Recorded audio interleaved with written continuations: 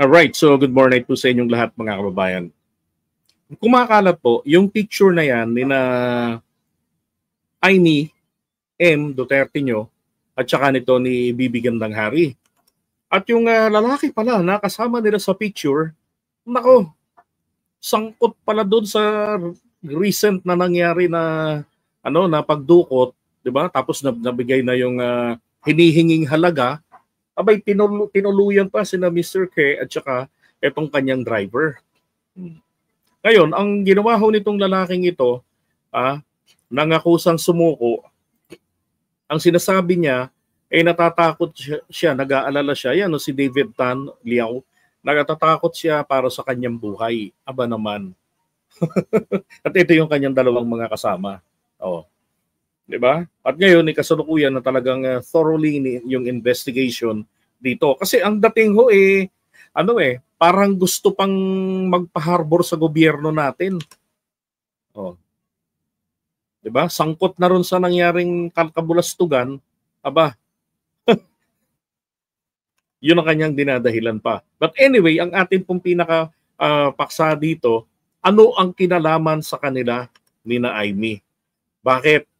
Mga kababayan, ito ho ang event na to nung nung kasama niya si Harry Roque, kandidato si Harry dito sa pagka-senador. Okay, so 2022 yan. SMNI debates. Okay, so dyan ito sa Okada, Manila, ginanap. So hindi ho makakapasok dito ang maliban na lamang kung accredited media, maging maging mga vloggers nga, hindi makapasok lahat diyan. Pili lang din po yung mga nasa BBM HQ Pasay lang na hawak ng mga Duterte. Kami lang naman ng Goldfish lang naman ang tumawag doon ako nagtawag doon na tanong yung Skoy. Ako nagtawag doon na BBM HQ Pasay.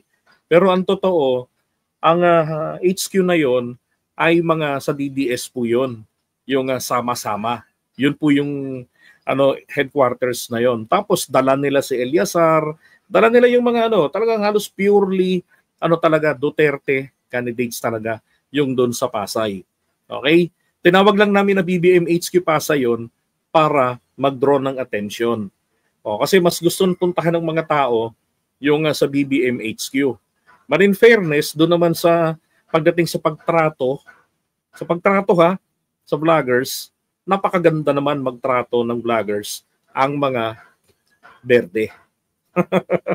Based on our experience. Kaya mas paborito namin puntahan noon kalaunan yung sa isda dito sa may Quezon City. Now, ang tanong, ano ang papel nitong taong ito diyan sa SMNI debates? Hindi naman yan taga-media. 'Di ba? Anong koneksyon niya kay Harry Roque? Kung ito ay nagpa-picture lang kay Harry Roque, which is normal naman na may magpa-picture, but again, SMNI, magpaliwanag kayo. Ano to? Ina-credit ninyo o anong papel nito diyan sa Okada? 'Di ba?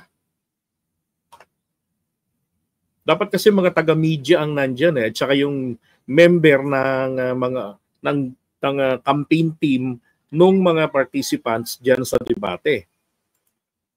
Ito pa. So 2022 rin po ito. Ito. Yan. Unity Team campaign yan. Isang pagtitipon ito, volunteer ang ibig sabihin yan volunteers. 'Di ba? Ano to? Chinese community event ba ito ng pagtitipon at kabilang etong taong ito? Kaya ang isang nabalitaan ko, ito itinatanggi nila na ito ay member ng Chinese community. Paano yan? 'Di ba?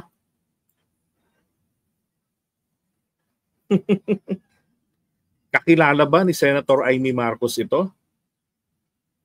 I'm not saying na siya at saka si Harry Roque must be guilty by association. Ang sa akin lang rito is, 'di ba? Bakit merong koneksyon dito sa mga sa mga grupo na to na kung saan naroon din naman itong sina Amy tsaka si Harry Roque. O baka naman may nalalaman kayo sa galawan yan. Diba? Isukan nyo na. Baka mamaya kayo pa ang ito pang si Ivy rin ang maglakad para sa proteksyon nito. Ala state witness ang dating. Ay nako. Hot seat na naman si Amy rito.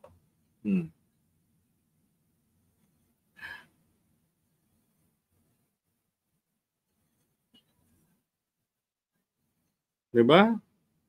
Nako. Kaya isip-isip sa kampo ng mga Marcos loyalist at ng mga DDS. Huwag yung bitbitin itong si Amy. Maawa na lang kayo sa sa kinabukasan ng bayan natin. Magkaiba tayo ng kulay, berde kayo, pula kami. Pero isa lang ang apelyido natin, Pilipino tayong lahat. 'Di ba? Ay nako.